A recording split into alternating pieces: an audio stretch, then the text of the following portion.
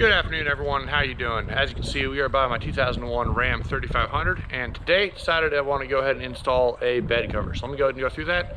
The one I'm installing is going to be a Tyger bed cover, and I actually got it off of a 03 and up truck. So it says on the website it won't fit. After looking at it, I'm pretty sure it'll fit, but we're going to find out in this video. So let's check it out and get it installed. So I've been running this toolbox for a while, and I actually just got it fixed not too long ago because the latches weren't working. However, I'm not getting rid of it. My long-term plan is to adapt it to the bed cover and have both in here. But for right now, most of the traveling and stuff I do, I need the bed to be able to keep luggage dry and whatnot. And obviously, as you can see, it is not. Looks like we got some snow through here. So I want to go ahead. I got this bed cover out of a sitting in the garage right now. I'll get it out in a minute. Got it out of a 03 and up truck from the junkyard. It was about 70 bucks. They run about 300 bucks new, so I thought it was a pretty good deal. I did need to get some, 2 new latches for the back to make sure it latched down. There we have it. So I also picked up some new hardware to bolt the box down because before I got the cover, I was planning on just keeping this thing on here. However, I just finished cleaning it up, and this hardware is totally shot. You can see it's loose right here, so I need to actually cut these guys off because they're plastic and they stripped out. I can't get them off. So I'm gonna go ahead and get the grinder out here, cut these guys off, and then we'll go ahead and get the new one installed, see how it looks. I think it should be good. My other thought process, I'm pretty sure it'll help improve MPG a little bit because there'll be no vortex effect going on in the bed. So that's my other thought about that.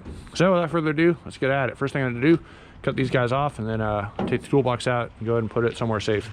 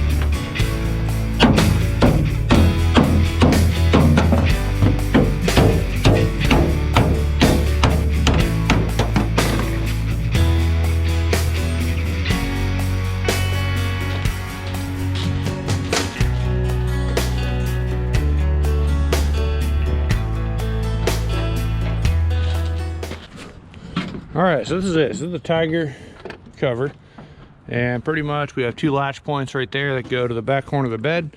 So I'm gonna get those hooked up, then we'll unfold everything and fix the 2 that were broken. It should be good.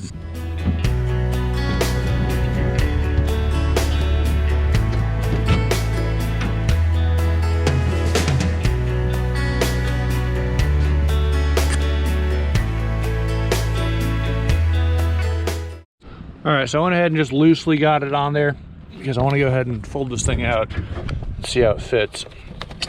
I may need to adjust it. We'll see in a minute. So there we go. That's the one that's broken, so we'll get to that in a bit. Let's see.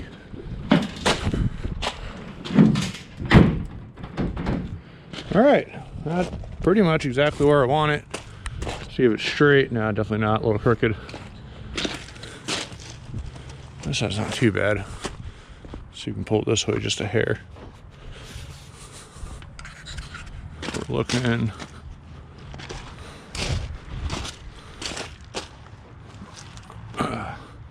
One of my bed's warped a little bit. That's weird. It looks narrower. I don't know. Maybe that's what it is. Good enough. All right, so that's pretty much where I want it. So go ahead and tighten out the back ones, and then we'll get these 2 hooked up in the front.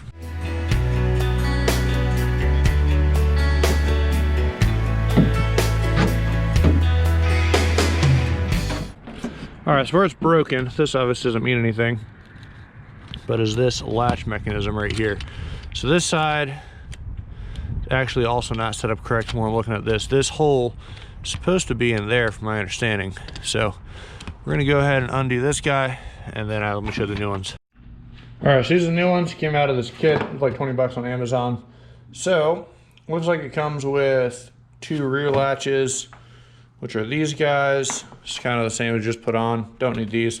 And then 2 front ones, which are these guys. So this is the part we actually need. So let's go ahead and get this threaded on. It should be good. not come with instructions. I think it's kind of has instructions. Let me just double check, make sure I'm not doing this wrong. Yeah, okay. So I just need these two pieces, and hopefully they're the same threads. If not, might have to get a little interesting and find out what's up. All right, so they are the same thread, which is pretty awesome. This one is not hooked up correctly, or if it was, that just seems, I don't know, does not seem to be the proper way of looking at the other one. So I don't know if the supplied latches would work. This is supposed to be inside that hole right there, but obviously it's not. Probably make it work, but whatever. We have this new one, so we're going to do that. So you slip it through and then line it up, which is kind of difficult to do with one hand. And then you just thread it on. So if these were a different style, I'm not sure this whole mechanism, meaning this piece, would work with the supplied ones, but this does work, which is what I needed. So let's go ahead and fold this guy down and see how it works out. All right. Cool, seems to be good. And then we just need to adjust it. Just right over my bucket, which is inconvenient, but it should be all right.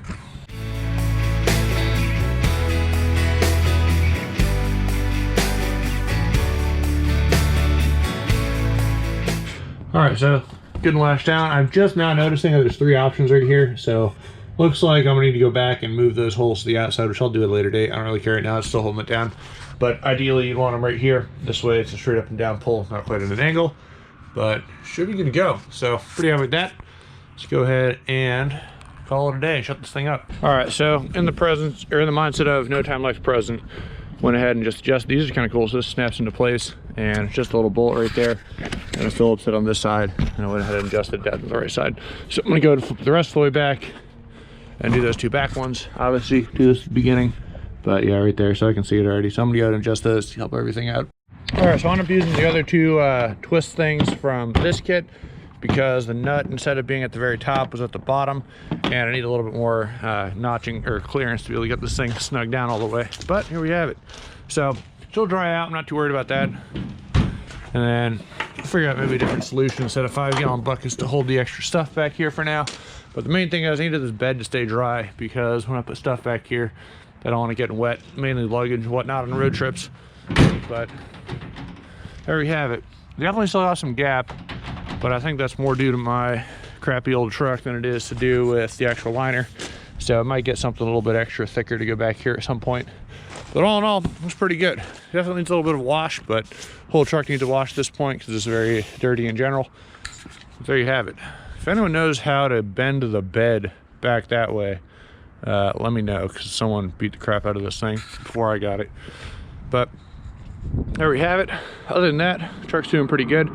I did mention last video a little bit of vibration I'm still having. So I found out when I jacked it up a while back and spun the tires, this tire in particular is a little bit out of round. So I think I may try and whip out the old jig again, see if we can't get this guy true. And basically what happened was, and it was actually a little scary, but the wheel nut in here had slowly backed its way off just a little bit. And I've heard it happening before with other people, so I decided to check them, and I'm glad I did. But the shocks in the back are totally toast, or the shocks in the back were totally toast, and so it let the whole wheel move up and down a little bit.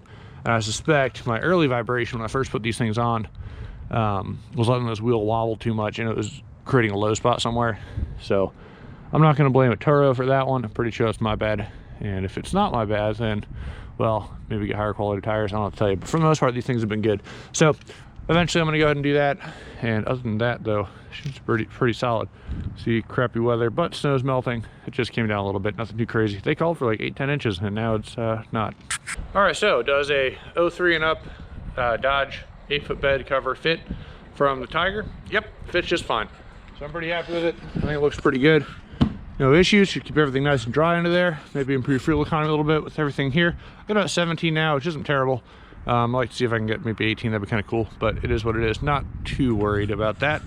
Thanks for watching, and I figure if I need to tow anything or want to get a gooseneck, which I'm looking into in the future, I'm gonna want to just basically fold the bed cover back, hook up a gooseneck or whatever you need to do, put it back down, easy day, and I think it should be good. So I'm not sure if I'm gonna run the toolbox in combination with it or not. I was thinking about it, and honestly, like, I don't really use it for that much, so we'll see about that one. I might get an in-bed toolbox or something that's just you know, kind of under there. We'll see about that in the future, but let me know if you guys have any ideas in that department. Other than that though, pretty happy with the truck and everything. I think I'm probably not going to wind up selling it.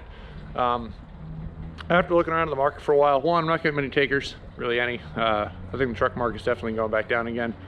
And two, at this point, trying to find a replacement that has similar capabilities, even a newer truck, just not finding what I want. Everything's got 200,000 plus miles on it, and there's you know, they're just not what I'm after. So I'm going to hold on to the old second gen, keep on doing some work with it. In the future, I'd like to go ahead and do another paint job with it, to be honest.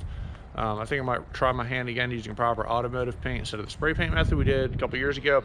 Starting to chip up a little bit here and there. It doesn't look bad, but it's obviously it's not automotive paint, so may revisit that in the future. Other than that, I think that's about it. So once again, thanks for watching, guys. I will see you in the next video, and take it easy.